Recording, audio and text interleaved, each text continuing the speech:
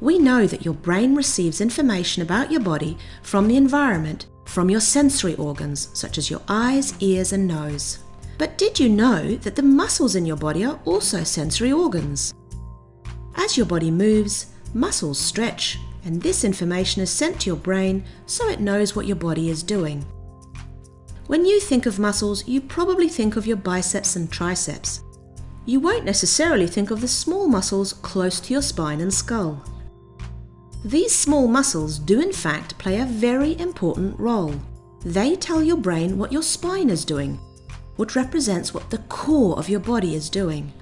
But if your spinal segments begin to move in a dysfunctional way, for example due to injury or bad posture, that communication between your spinal muscles and your brain becomes distorted, which means you have a communication breakdown between your brain and your body. If your spinal segments aren't moving correctly, it may cause background noise for your brain. Or your brain might not get adequate information about what is happening in your body and will therefore have to fill in the blanks. Let's explore an analogy. Imagine for a moment that you have lived in a house all your life, and in this house there is a long corridor with no windows.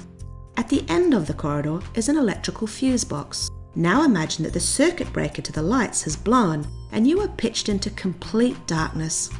Would you be completely helpless? Or could you walk down that corridor and turn the circuit breaker back on? Of course you could. You've lived there all your life. You would know roughly how long the corridor was and how wide it was. You'd be able to get down there and turn the lights back on. Your brain is just as smart as that. It can function even if there are parts of your body that it cannot see. It will be able to function and control those parts of your body because of past experiences. But now imagine that before those lights went out, your kids had left a bicycle in that long corridor that you had not seen. What would happen in that scenario? You would likely fall and hurt yourself. And this is what happens when the brain is not fully aware of what's going on somewhere in your body. You could end up having an accident or hurt yourself. This is where your chiropractor comes in. A chiropractor will gently adjust any dysfunctional spinal segments, or what they call vertebral subluxations, to restore healthy movement. This can improve the communication between your brain, your body, and the environment. It's a lot like rebooting a computer. When your brain can accurately perceive what is going on inside and out, it can better control your body for the situation at hand and move muscles in the right order.